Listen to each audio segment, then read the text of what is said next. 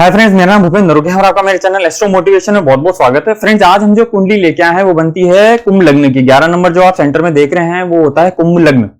अब कुंभ लग्न के लोग कैसे होते हैं? कुंभ लग्न के लोग जो होंगे बहुत ही सीधे होंगे, बहुत ही शांत होते हैं और अपनी बातों को दूसरों को एक्सप्रेस करने में थोड़ी सी प्रॉब्लम महसूस करते हैं। ऐसे लोग जो होते हैं वो अपना जो अंदर का जिसको हम कहते हैं कि जो भाव हैं या फिर आपके जो विचार हैं वो बाहर लाने में थोड़े से हिचकिचाते हैं, वो थोड़े से इंट्रोवर्ट होते हैं। तो ऐसे लोगों को हमेशा यही कहा जाता है कि आप किंग मेकर का काम करो, आप ऐसे काम करो जिसमें किसी दूसरे का सक्सेस छुपाओ। आप फ्रंट में मत आओ, आप बैकग्राउंड में रहो, लेकिन किसी और को सामने प्रोजेक्ट करो और उसके प्रोजेक्शन से जो भी सक्सेस मिलेगी उससे आपकी डेफिनेटली उपलब्धि छुपी है उस चीज के अंदर।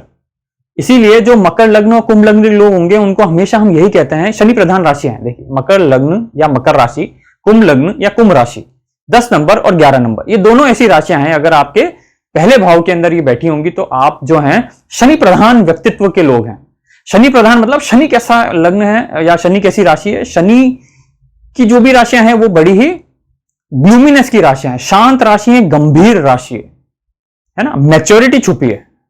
शनि जो होता है वो मैच्योरिटी लाता है, जिसलिए कहते हैं कि शनि की जब भी अंतरदशा दशा चलती है तो इंसान थोड़ा सा है ना मैच्योर बहुत हो जाता है। और वो जो लोग मैच्योर रहते हैं, जो हार्ड वर्किंग रहते हैं, उनको कभी शनि परेशान नहीं करता है। लेकिन जो लोग एक दिखावे का जीवन जीते हैं उनके लिए शनि बहुत बुरी तरह, शनि की दशा या ढैया जो होती है वो बड़ी ही बुरी तरह उनको परेशान करती है। इसीलिए दैया या 7.5 में शनि की जो लोग मेहनती नहीं होते हैं, आलसी होते हैं, उनको यही कहा जाता है कि भाई सारी टेंशन छोड़ो, शनि आपका कुछ नहीं बिगाड़ेगा, लेकिन आप मेहनती हो जाओ, हार्ड वर्किंग हो जाओ। आप आलस को अगर अपने से जोड़ दोगे तो शनि वही काम करेगा आपको आलस से बाहर निकालने का। इस बात का ध्यान रखें। तो ये लोग जो होंगे जिनका शनि इतना अच्छी सिचुएशन में होगा या जिसका व्यक्तित्व ही शनि का हो जाएगा, मकर और कुंभ राशि का हो जाएगा, तो वो लोग क्या होंगे? डेफिनेटली उनको बहुत ज्यादा उनमें मेहनत छुपी हुई होगी। लेकिन एक थोड़ा सा ड्रॉबैक क्या होगा उनकी पर्सनालिटी में कि वो अपनी बातों को दूसरों को एक्सप्रेस नहीं करेंगे, वो अंदर रखने की ज्यादा कोशिश करते हैं बातों को। एक कुंभ कैसा है? आप घड़े को देखते हैं, घड़ा कैसा होता है? घड़ा एक शांत होता है, उसको आप छेड़ो, वो ना कुछ अपना बिगाड़ता है ना आप उसका कुछ बिगाड़ सकते हो। लेकिन अगर उसको थोड़ा सा टच करोगे तो वल्नरेबल बहुत होते हैं, वो कहीं भी डोल सकते हैं, क्योंकि उनका आत्मविश्वास जो होता है वो उनके हार्डवर्क में छुपा होता है। इसीलिए ऐसे लोगों को ये कहा जाता है कि आप किंग मेकर का काम करो, आप दूसरे को किंग बनाओ, आप बैकग्राउंड में रहो। आप कोई भी अगर बिजनेस शुरू कर रहे हो तो आप किसी के नाम पे बिजनेस शुरू करो, उनको फ्रंट में रखो, लेकिन मेहनत उनके नाम पे आप करो और उनका राइज होगा तो डेफिनेटली आप उनके पीछे सक्सेस जरूर लोगे। तो कुंभ और मकर राशि में ऐसी प्रॉब्लम होती है। अब देखिए, आप इनके जो लग्नेश हैं, यानी शनि जो है, लग्नेश कहां चले गए? इनके लाभ भाव के अंदर। अब लाभ भाव में शनि गए हैं तो क्या होगा? दिखती सी बात है, लाभेश हो गए हैं इनके लग्नेश, मतलब लग्नेश जो है वो लाभ भाव में बैठ गए। अब लग्नेश अगर लाभ भाव में बैठ गए हैं तो क्या होगा कि इनके जीवन में हमेशा एक, इनकी नेचर में एक, व्यक्तित्व में एक चीज कैरेक्टरिस्टिक बहुत ज्यादा छुपी हुई होगी। और वो क्या होगी? वो ये होगी कि ये लाभ के पीछे बहुत भागेंगे, इनको प्रॉफिट चाहिए हर वक्त। 24 घंटे इनके दिमाग में एक चीज जरूर रहेगी, किसी भी तरह प्रॉफिट। और ये प्रॉफिट ले भी लेते हैं, क्योंकि लग्नेश है, लग्नेश जिस भाव में जाके बैठेगा उसके भाव में वृद्धि करेगा, ठीक है ना। तो लाभ भाव में लग्नेश चले गए तो उसके भाव में वृद्धि करेंगे, लाभ के भाव में वृद्धि करेंगे। तो ऐसे लोग जो होते हैं वो हर तरीके से मल्टीपल सोर्सेस से पैसा अर्न करते हैं। और शनि तो ऐसा ग्रह है, क्योंकि शनि की देखिए राशि लाभ भाव में बैठ के इनकी जो दृष्टि है वो खुद के लग्न पे भी पड़ रही है। जो मित्र दृष्टि है, मित्र दृष्टि क्या मतलब? खुद ही के घर पे पड़ रही है। तो खुद के घर पे जिस शनि की दृष्टि पड़ रही है तो वो उसका कभी नुकसान नहीं होने देगा। तो आपके लग्न को निखारेगा, आपके लग्न को बहुत एक गंभीर बनाएगा। आपके लग्न के अंदर ये जरूर है, देखिए शनि की दृष्टि या शनि का संबंध अगर कभी भी लग्न से हो जाता है तो ऐसे लोग फ्लफी कभी नहीं हो पाते, मोटे कभी नहीं हो पाते। मैंने एक वीडियो में आपको बताया था। तो इनके साथ ये जरूर एक थोड़ा सा रहेगा कि इनकी जो बॉडी है वो फ्लफी नहीं होगी, लेकिन हड्डियों में बहुत ताकत होगी। ऐसे लोगों का, जिसको हम कहते हैं बोन इंडेक्स बहुत अच्छा होता है या बोन डेंसिटी बहुत अच्छी होती है। अब शनि की दृष्टि इनकी पड़ी है पंचम भाव पे, वो भी मित्र दृष्टि है, जो कि एश्योर करेगी कि इनके पुत्र संतति ज्यादा होगी। शनि, सूर्य, राहु, मंगल, ये ग्रह ऐसे हैं जिनकी दृष्टि या संबंध किसी तरह पंचम भाव पे हो जाएगा तो आपको पुत्र संतति ज्यादा होती है। तो इनके पुत्र संतति ज्यादा लिखिए, शनि की दृष्टि वहां पे है। अब आप बोलेंगे शुक्र की दृष्टि भी तो है, वहां बैठा हुआ है, और शुक्र तो इस कुंडली के अंदर सुखेश और भाग्येश है। लेकिन ये देखना जरूरी है कि डिग्री कैसी है। तो शुक्र की डिग्री यहाँ पे 5 डिग्री की थी, शनि की डिग्री बहुत अच्छी है, 16 डिग्री पे है। तो पावरफुल शनि जो है वो शुक्र से ज्यादा रहा। तो शनि अपनी युवा अवस्था में, 16 डिग्री का मतलब युवा अवस्था में, युवा अवस्था का शनि जो होगा वो अगर पंचम भाव पर दृष्टि डालेगा तो पुत्र संतति देने की पूरी तरह कोशिश करेगा, और शनि की वहां दृष्टि होने की वजह से इनके पढ़ाई में थोड़े व्यवधान जरूर आएंगे, लेकिन पढ़ाई जरूर पूरी होगी।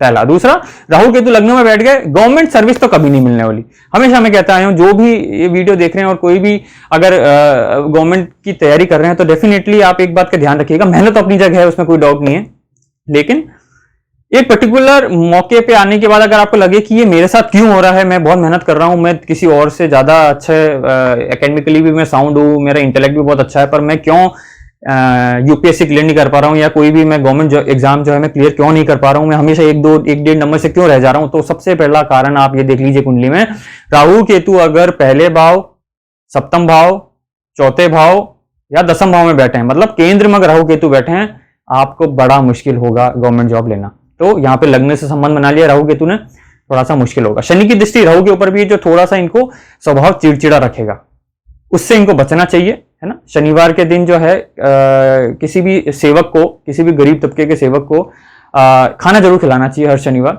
उससे थोड़ा सा इनको ब्लेसिंग्स अच्छी मिलेगी और उस ब्लेसिंग से शनि अच्छा होगा।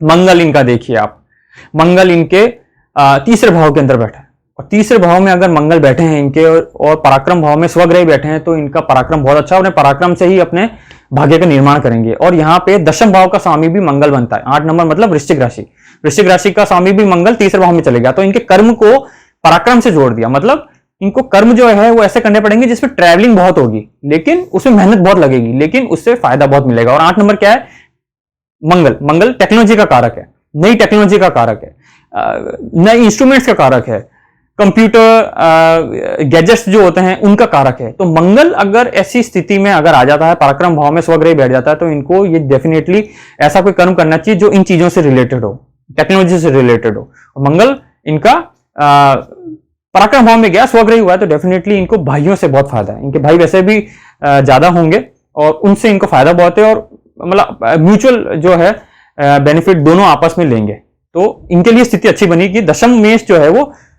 तृतीय भाव में चले गए। और मंगल चंद्रमा की दृष्टि भी है, चंद्रमा जो है यहाँ पे छठे भाव के स्वामी होके लाभ भाव में गए, तो देखिए थोड़ा भाग्य में रुकावटों के बाद ही सफलता है, लेकिन सफलता जरूर है, क्योंकि यहाँ पे मंगल की दृष्टि सीधे चंद्रमा के ऊपर है, जो कि आपके लक्ष्मी योग बना रहा है। अब चंद्रमा हम यहाँ देखेंगे तो देखिए थोड़ा सा नीचाभिलाषी हो चुका है, चंद्रमा जो है 8 नंबर की तरफ जा रहा है, 7 नंबर से 8 नंबर की तरफ जा रहा है, मतलब नीच राशि की तरफ जा रहा है, मतलब नीचाभिलाषी, नीच राशि में जाने का अभिलाषी है, अभिलाषा रखता है, तो वो थोड़ा सा माता से रिलेटेड थोड़ी सी दिक्कत देता है, माता की तबियत थोड़ी सी खराब रहती है, क्योंकि चंद्रमा यहाँ पे वीक हो रहा है। चंद्रमा यहाँ पे देखिए केंद्र दोष में भी आ गया, आगे पीछे कोई ग्रह नहीं है, साथ में कोई ग्रह नहीं है, तो डेफिनेटली इनको शिवजी की डेली पूजा करनी चाहिए, क्योंकि मन बहुत भटका हुआ है। एक तो शनि ने राहु को देखा, प्लस चंद्रमा भी अकेला हो गया, तो मन को स्थिर रखना बहुत जरूरी है। मेडिटेशन जरूर करें, आपको एक कोई भी काम लें तो उसका ये जरूर ध्यान रखें कि इसको पूरा करना है, क्योंकि मकर राशि और कुंभ राशि के मैंने जैसा पहले बताया है, इनका बेस थोड़ा सा वल्नरेबल होता है, इनका खुद का जो एक जिसको हम कहते हैं आत्मविश्वास, वो थोड़ा सा लूज होता है। तो इनको ये ध्यान रखना चाहिए कि जो भी काम करें उसको पूरा करें, कोई सा भी काम करें बीच रास्ते में उसको ना छोड़ें, पूरा करें, तो डेफिनेटली इनके जो कुंडली है उसमें बहुत दम है और बहुत सक्सेस लिखी है। लाभ भाव के अंदर आप देखिए यहाँ पे शुक्र जो है बहुत सबसे कारक होता है, कुंभ राशि में सबसे कारक ग्रह जो है वो शुक्र है, और शुक्र यहाँ पे लाभ भाव में चले गया, तो डेफिनेटली महाधनी योग बना, भाग्य भाव का स्वामी लाभ भाव में बैठा, डेफिनेटली महाधनी योग बना। लेकिन ये भी लिखा है कि इनके जो धन की आगमन होगा वो फॉरेन से होगा, इनको ऐसे कोशिश करना चाहिए कि फॉरेन से रिलेटेड कुछ ऐसा इंपोर्ट एक्सपोर्ट का कुछ करें, उससे इनको बहुत सा फायदा मिलेगा। और शुक्र अगर आपके लाभ भाव में बैठ जाता है तो आप जो भी चमक दमक की चीजें हैं ना लाइफ में बनी हुई, परफ्यूम्स, जैसे आप फिल्म इंडस्ट्री की बात करें तो फिल्म इंडस्ट्री भी शुक्र का कारक है, ऐसी कोई भी चीज जहां पे होम डेकोर का काम हो गया, आपके बैंगल्स का काम हो गया, आर्टिफिशियल ज्वेलरी का काम हो गया, कैमरे का काम हो गया, फिल्म इंडस्ट्री का काम हो गया, ये सारा काम शुक्र का है। तो शुक्र बहुत अच्छी पोजीशन में गया, इनको इनसे रिलेटेड काम जरूर करने चाहिए, जहां भी चमक दमक, जहां भी ब्यूटी हो वो काम करना चाहिए, ब्यूटी रिलेटेड हो वो काम करना चाहिए। शुक्र डेफिनेटली इनको बहुत अच्छा फायदा देगा, शुक्र बहुत अच्छी सिचुएशन में गया है, शुक्र शनि साथ में बैठे हैं। यहाँ पे देखिए पंचम भाव का स्वामी सूर्य बनता है, और पंचम जो भाव है वो है शिक्षा का और संतान का, और जो सप्तम भाव है वो है आपके बिजनेस का और पत्नी भाव का। तो पत्नी भाव का स्वामी या बिजनेस भाव का स्वामी बुध बना, और बुध कहां चले गए? 12वें भाव में। ये वीक पॉइंट हुआ। वो व्यय भाव है, वो मारक स्थान है।